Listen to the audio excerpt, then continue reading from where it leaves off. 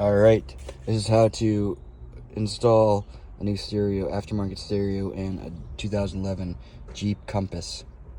Now, if you're already at this step, but if you're not at this step, you'll have to remove this contraption here. Remember that this is a plug, so don't try and pull it out too far. So there's these 3 clips at the top, and there's 2 clips on the sides. What you'll need is, I used a very small flathead screwdriver to get it out. This right here.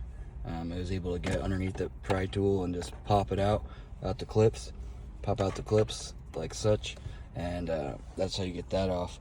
And then there's 4 screws that actually connect the stereo up there. Once you get those out, you can pull the whole stereo out. Now this is the connector that goes into the stereo itself. That stereo, just this part here, not this part. This part's the part that you buy to add to your aftermarket stereo.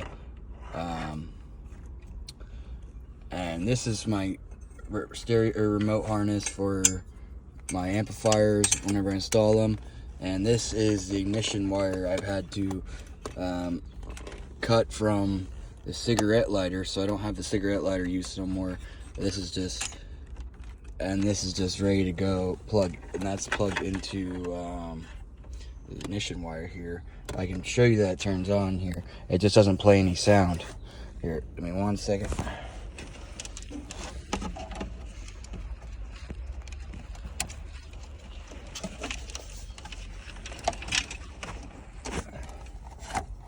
Alright, let's turn the car on.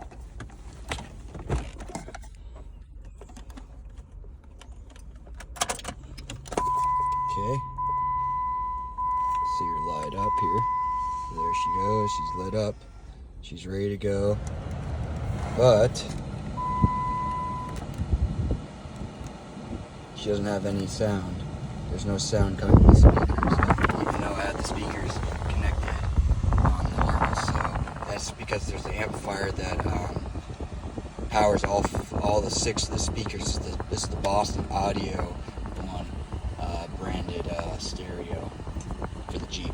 So that's how you go about. So now what you'll have to do, the only way you'll get sound out is if you run through your RCAs.